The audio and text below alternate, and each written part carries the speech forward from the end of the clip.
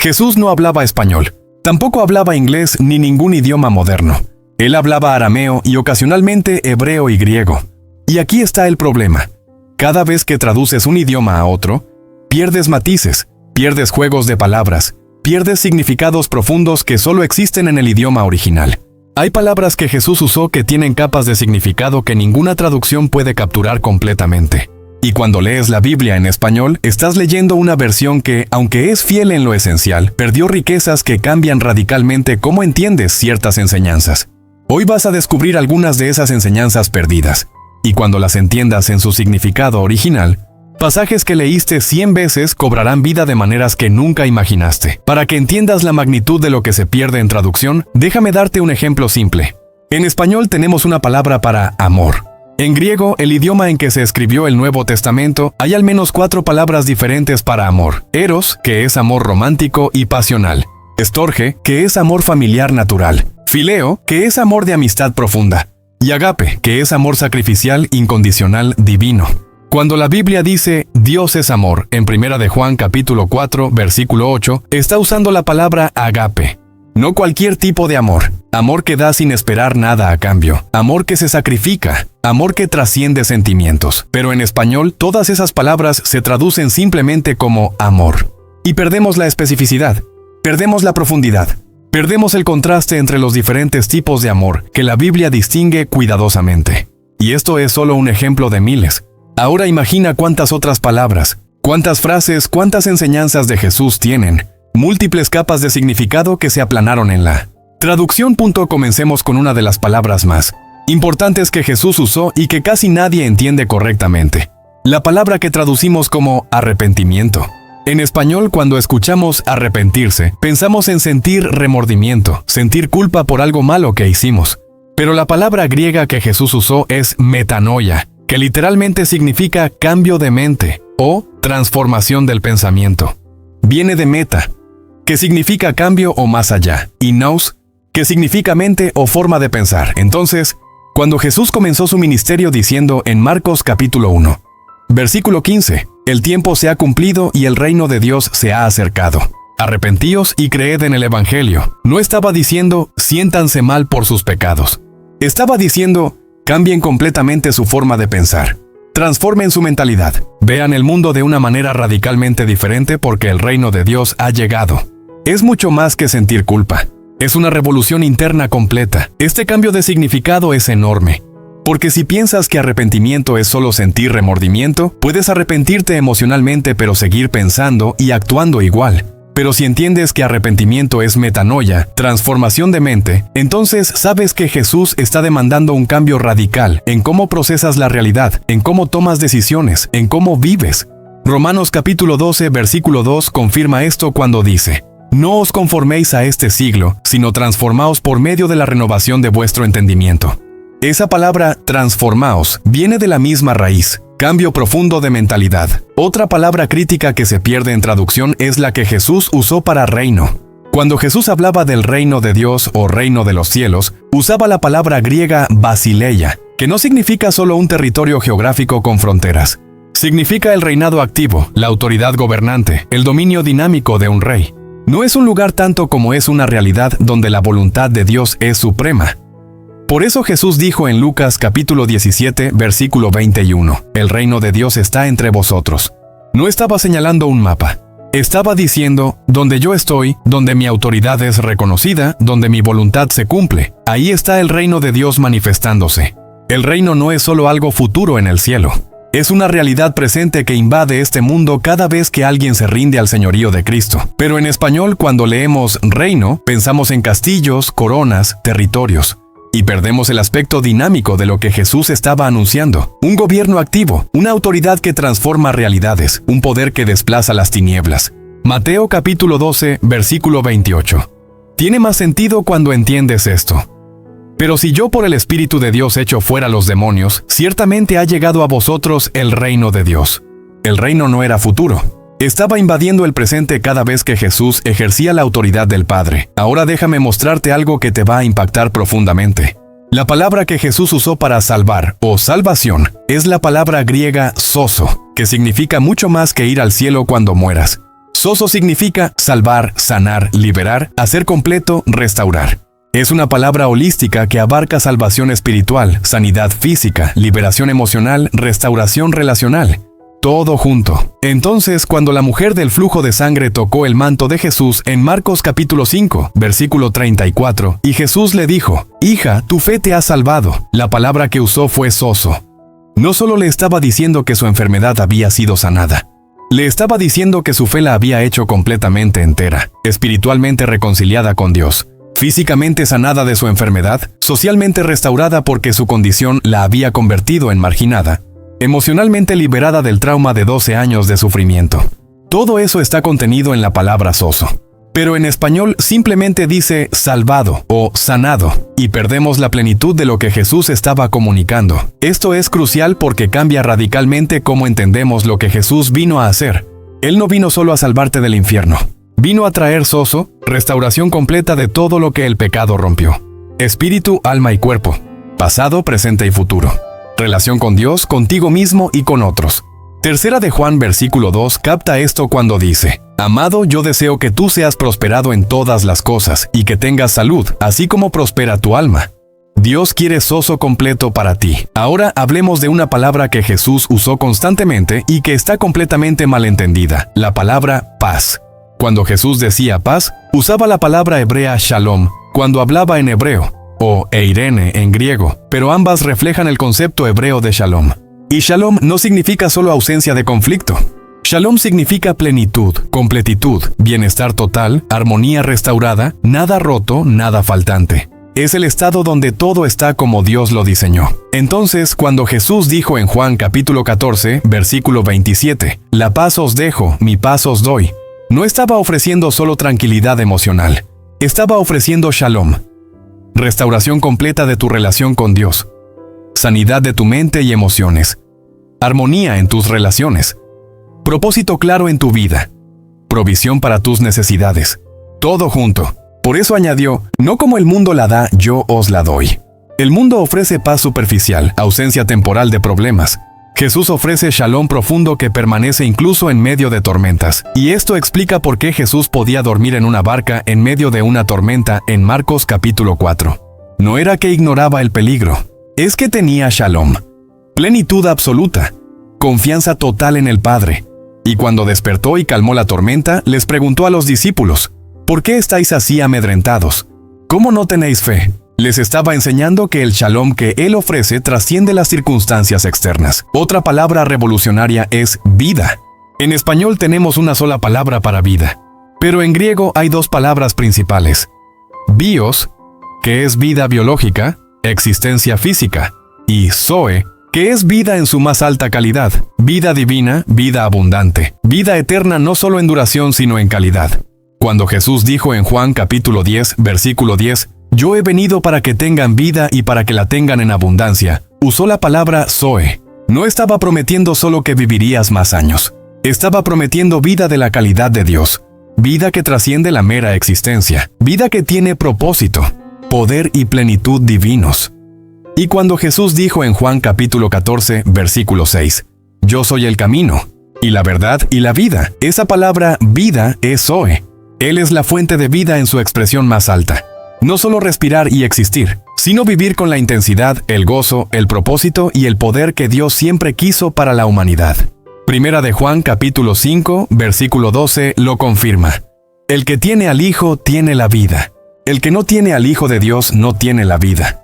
Y ambas veces usa zoe. Sin Cristo puedes tener bios, existencia biológica, pero solo en Cristo tienes zoe, vida verdadera. Ahora hablemos de una frase que Jesús usó repetidamente y que causa confusión masiva. Yo soy. En español, esa frase parece incompleta, como si faltara algo después. Pero cuando Jesús la usaba, estaba haciendo una declaración teológica explosiva. Porque yo soy, en griego, es ego eimi, y es la misma frase que Dios usó en el Antiguo Testamento para revelarse a Moisés. Éxodo capítulo 3, versículo 14, registra que cuando Moisés preguntó el nombre de Dios, él respondió, «Yo soy el que soy». En hebreo, Eye Asher Eye. Entonces, cuando Jesús dijo en Juan capítulo 8, versículo 58, de cierto os digo, antes que Abraham fuese, yo soy. No estaba solo diciendo que existía antes que Abraham. Estaba declarando que Él es el Dios eterno, el gran yo soy. Y los fariseos lo entendieron perfectamente. Por eso inmediatamente tomaron piedras para apedrearlo, porque reconocieron que Jesús estaba reclamando ser Jehová mismo manifestado en carne. Y cada vez que Jesús dijo, yo soy el pan de vida, yo soy la luz del mundo, yo soy la puerta, yo soy el buen pastor, yo soy la resurrección y la vida, yo soy el camino, la verdad y la vida, yo soy la vid verdadera. Estaba usando esa frase cargada ego eimi, yo soy. No solo estaba diciendo que Él provee pan, luz, acceso. Estaba diciendo, yo soy el Dios eterno manifestado como todas estas cosas que ustedes necesitan. Ahora déjame mostrarte algo que va a explotar tu comprensión de la oración del Padre Nuestro. Cuando Jesús enseñó a los discípulos a orar en Mateo capítulo 6, dijo, Padre nuestro que estás en los cielos. La palabra que usó para padre fue Abba en arameo, su idioma nativo. Y Abba no es una palabra formal y distante. Es la palabra íntima que un niño pequeño usaba para su papá. Es como papito o papi en español. Es cercana, cariñosa, confiada. Esto era radical. Ningún judío se atrevía a llamar a Dios Abba. Era considerado demasiado familiar, demasiado informal, casi irrespetuoso. Pero Jesús lo hizo intencionalmente, porque vino a restaurar nuestra relación con Dios de formalidad religiosa a intimidad filial. Romanos capítulo 8, versículo 15, lo confirma, pues no habéis recibido el espíritu de esclavitud para estar otra vez en temor, sino que habéis recibido el espíritu de adopción, por el cual clamamos, Abba, Padre. Cuando entiendes que Jesús te está invitando a acercarte a Dios diciendo, Abba, papito, cambia completamente tu forma de orar. Ya no es un protocolo religioso formal. Es una conversación íntima con un Padre que te ama profundamente. Ya no es distancia respetuosa, es cercanía confiada. Y esto es exactamente lo que Jesús vino a restaurar. Acceso íntimo al Padre que el pecado había roto. Ahora déjame mostrarte algunos juegos de palabras que Jesús usó y que se perdieron completamente en la traducción. En Mateo capítulo 16, versículo 18, Jesús le dice a Pedro, tú eres Pedro, y sobre esta roca edificaré mi iglesia. En español esto no suena particularmente especial. Pero en el idioma original, Jesús hizo un juego de palabras brillante. Le dijo a Simón, tú eres Petros, que significa piedra pequeña, y sobre esta Petra, que significa Hoca Masiva, fundamento sólido, edificaré mi iglesia. Jesús no estaba diciendo que Pedro era el fundamento de la iglesia. Estaba haciendo un contraste. Tú eres una piedrita, pero sobre esta roca masiva, esta confesión que acabas de hacer de que yo soy el Cristo, el Hijo del Dios viviente, sobre esa verdad edificaré mi iglesia. El juego de palabras distinguía entre Petros, la piedrita que era Pedro, y Petra, la roca masiva que era la revelación de quién es Cristo. En la traducción al español, ese contraste se pierde completamente. Otro ejemplo poderoso está en Mateo capítulo 23, donde Jesús confronta a los fariseos con una serie de ayes. En español leemos, «Ay de vosotros, escribas y fariseos, hipócritas». Pero en griego, la palabra hipócrita viene de hipócrites, que literalmente significa actor de teatro, alguien que usa una máscara, alguien que actúa un papel. En la cultura griega, los actores llevaban máscaras grandes para representar personajes. Entonces, cuando Jesús llamaba a los fariseos hipócritas, les estaba diciendo, ustedes son actores, están usando máscaras, están representando un papel religioso, pero detrás de la máscara hay algo completamente diferente. Y este significado explica por qué Jesús fue tan duro con ellos.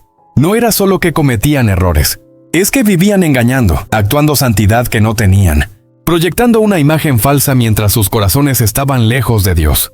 Mateo capítulo 15, versículo 8 registra sus palabras. Este pueblo de labios me honra, mas su corazón está lejos de mí. Eran actores profesionales de la religión. Y Jesús los desenmascaró públicamente. Ahora déjame mostrarte algo que va a cambiar tu comprensión de la gran comisión. En Mateo capítulo 28, versículo 19, Jesús dice, «Id y haced discípulos a todas las naciones». En español, ese verbo id suena como un mandato independiente, como si lo principal fuera ir. Pero en el griego original, id es un participio que literalmente significa mientras van o en su ir. El único verbo en modo imperativo, el único mandato directo es haced discípulos. Entonces, la traducción más precisa sería, mientras van por su vida cotidiana, hagan discípulos de todas las naciones. El énfasis no está en viajar necesariamente a lugares lejanos, aunque eso puede ser parte. El énfasis está en que donde quiera que estés, en tu trabajo, en tu vecindario, en tu familia, tu misión es hacer discípulos. No solo convertir personas, Hacer discípulos. Enseñarles a obedecer todo lo que Cristo mandó. Modelar el estilo de vida del reino. Invertir en su transformación completa. Este cambio de énfasis es enorme, porque muchos cristianos piensan que la Gran Comisión es solo para misioneros que van a otros países. Pero cuando entiendes el original, te das cuenta de que es para cada creyente, cada día, donde quiera que estés. Tu vida diaria es tu campo misionero, y tu llamado es a ser discípulos en ese contexto. Ahora déjame hablarte de algo profundamente personal, la palabra que Jesús usó en la cruz. Cuando estaba muriendo, gritó en Juan capítulo 19, versículo 30, «Consumado es». Esa palabra en griego es tetelestai, que era un término comercial ilegal usado cuando una deuda era pagada completamente. Los comerciantes escribían tetelestai en las facturas cuando el pago estaba completo. Los jueces lo declaraban cuando un criminal había cumplido completamente su sentencia. Significaba, está terminado, está completo, no queda nada por pagar. Entonces, cuando Jesús gritó tetelestai desde la cruz, no estaba diciendo simplemente que su sufrimiento había terminado.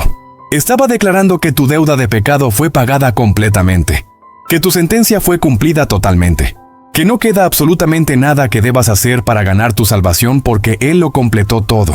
Colosenses capítulo 2, versículo 14 confirma esto, anulando el acta de los decretos que había contra nosotros, que nos era contraria, quitándola de en medio y clavándola en la cruz. Este entendimiento destruye toda forma de legalismo religioso. Si Jesús dijo tetelestai, entonces no puedes añadir nada a tu salvación. No puedes ganarla con obras. No puedes completarla con esfuerzo religioso. Ya está completa. Tu papel es recibirla por fe, no producirla por mérito. Efesios capítulo 2, versículos 8 al 9 son claros. Porque por gracia sois salvos por medio de la fe. Y esto no de vosotros, pues es don de Dios. No por obras para que nadie se gloríe. Entonces, ¿qué haces con todo esto? ¿Cómo cambia tu vida entender lo que Jesús realmente dijo? Primero, lee tu Biblia con nueva curiosidad. Cuando encuentres una palabra o frase que parece extraña o confusa, investiga. Busca el significado original. Consulta comentarios bíblicos que explican el contexto lingüístico y cultural. Dios escondió tesoros en su palabra y te invita a cavar para encontrarlos. Proverbios capítulo 25, versículo 2 dice, «Gloria de Dios es encubrir un asunto, pero honra del rey es escudriñarlo». Segundo, aprecia la riqueza que tiene incluso lo que ya conoces. Esas historias que has escuchado desde niño, esas enseñanzas que memorizaste, tienen capas que aún no has descubierto. No te conformes con comprensión superficial. Ore como el salmista en Salmo 119, versículo 18. «Abre mis ojos y miraré las maravillas de tu ley». Tercero, permite que estos significados más profundos transformen tu vida. No es suficiente conocer que metanoia significa cambio de mente. Debes experimentar metanoia, transformación real de cómo piensas. No es suficiente saber que sozo significa salvación completa. Debes vivir en sozo, experimentando restauración total en cada área. No es suficiente entender que Shalom es plenitud. Debes caminar en Shalom, viviendo la vida abundante que Jesús ofreció. Cuarto, comparte estas verdades con otros. Cuando descubres riquezas en la palabra, no las guardes para ti. Ayuda a otros a ver lo que tú estás viendo. Explícales que arrepentimiento es más que sentir culpa. Muéstrales que paz es más que ausencia de conflicto. Enséñales que vida es más que existencia biológica. Segunda de Timoteo capítulo 2, versículo 2 dice, «Lo que has oído de mí ante muchos testigos, esto encarga a hombres fieles que sean idóneos para enseñar también a otros». Finalmente, recuerda esto, aunque perdemos matices en la traducción, no perdemos el mensaje esencial. La Biblia en español o en cualquier idioma sigue siendo la palabra de Dios suficiente para salvación, santificación y servicio. Segunda de Timoteo capítulo 3, versículo 16 asegura, «Toda la escritura es inspirada por Dios y útil para enseñar, para redarguir, para corregir, para instruir en justicia». Dios honra su palabra en cualquier idioma. Pero cuando tienes la oportunidad de cavar más profundo, de entender más ricamente, de captar más plenamente lo que Jesús comunicó, no desperdicies esa oportunidad. Porque las palabras de Cristo no son solo información, son transformación. Y mientras más profundo vayas, más transformado serás. Así que sigue cavando, sigue buscando, sigue descubriendo las riquezas inagotables escondidas en las palabras de aquel que es el Verbo hecho carne.